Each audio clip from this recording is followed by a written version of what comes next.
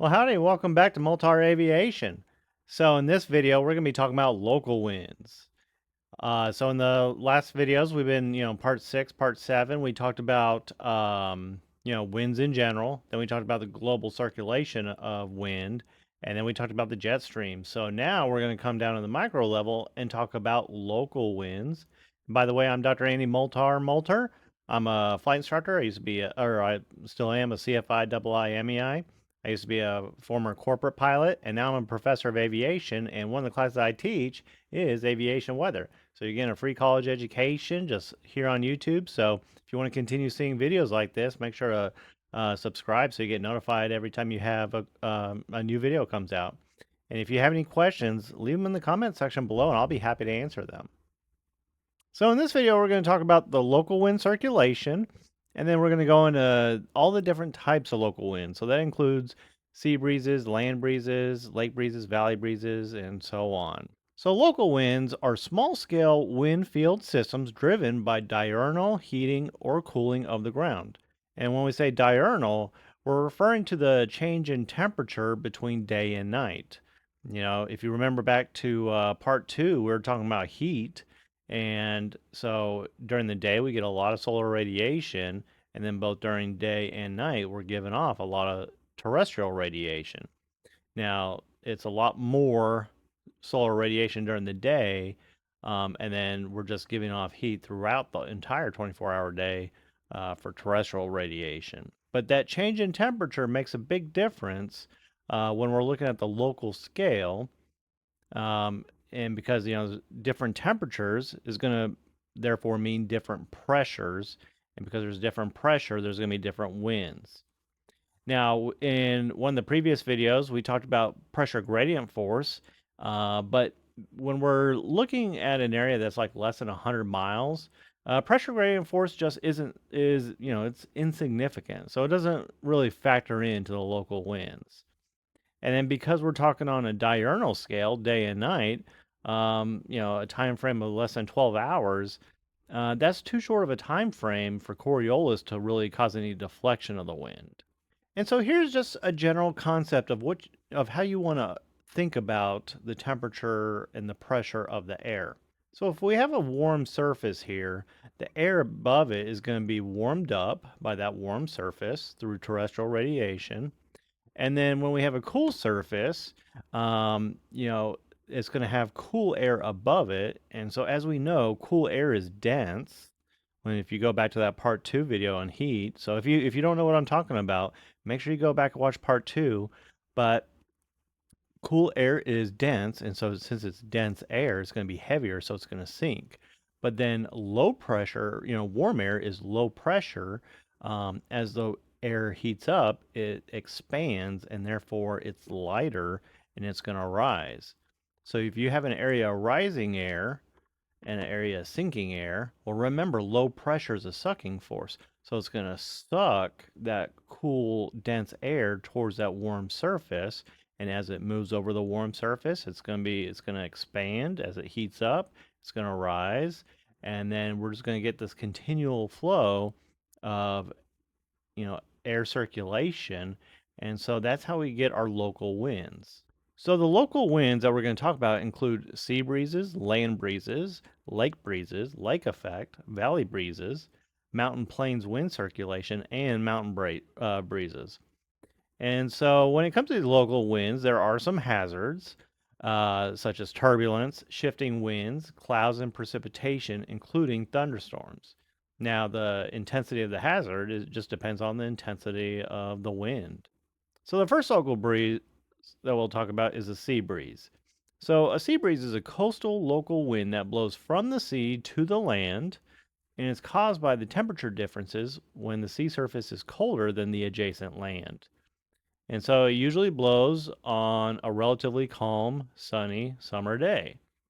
So you're on the land, it's going to be, no wind, but when you're close to the coast, near the sea or the ocean, then you'll have that sea breeze. And so here's just a little depiction. So, as we're getting that solar radiation from the sun, the land is absorbing that heat very quickly, and therefore it's going to give off a lot of heat really quickly. due to its specific heat capacity. So, hey, if you're if you have no clue what that means, then go back watch part 2 on heat. But yeah, so that land is going to be giving off a lot of heat, but then the water, the specific heat capacity, it absorbs a lot of solar radiation without causing a change in the temperature of the water very much. So the whole day, the water is going to be spent warming up at a very slow rate compared to the land that heats up very quickly. And so since the ground is warmer, it's going to cause that air above it to heat up and expand, become lighter and rise. And because it's low pressure, it's sucking in that cool air over the ocean onto the land.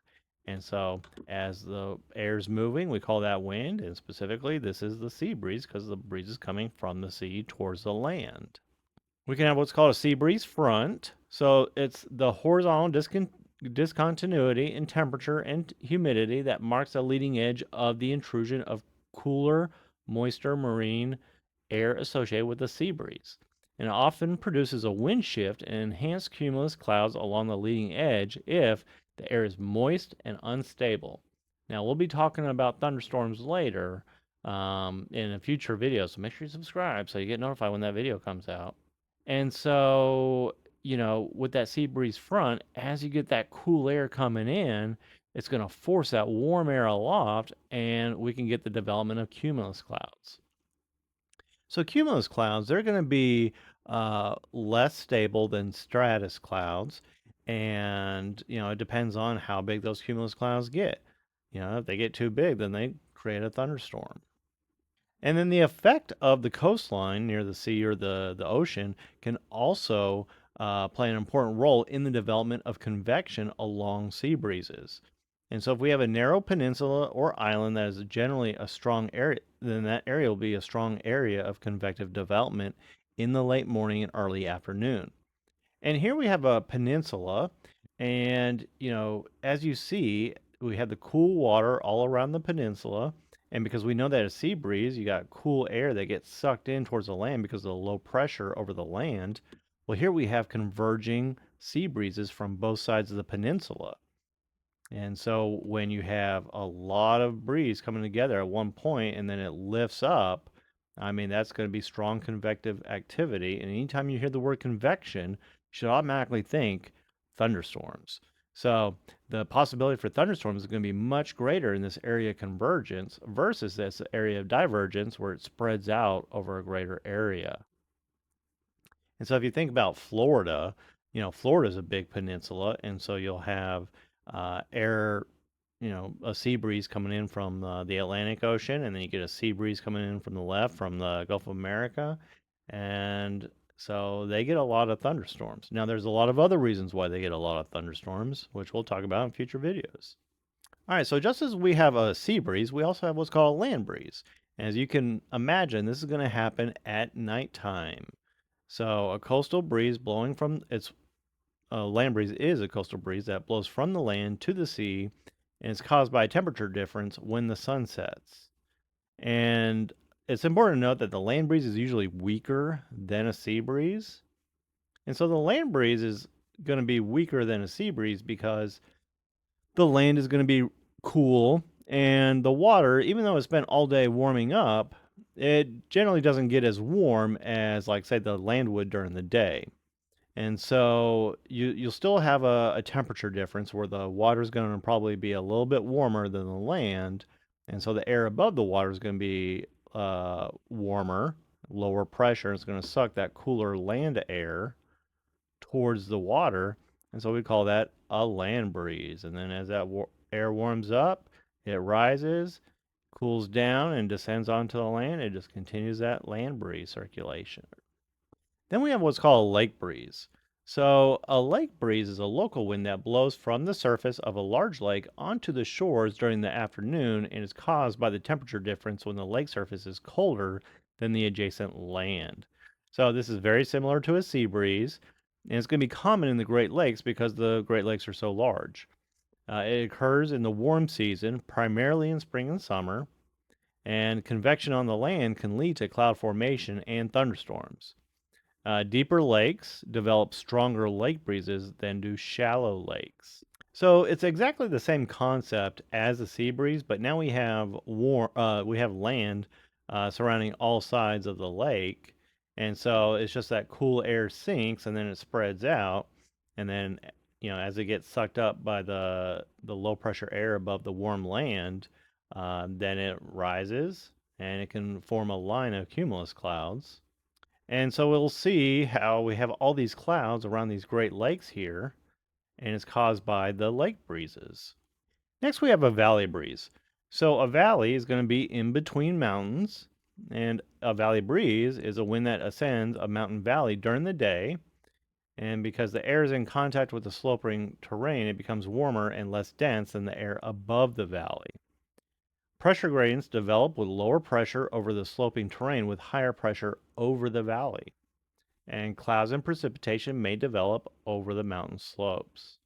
So you'll get that, solar radiation that makes the ground warm and causes that air as it becomes warmer, lower pressure and lower density. It's going to rise, expand, and it's going to ride up those mountain slopes. And so we'll be talking about fog in later videos, but eventually becomes upslope fog.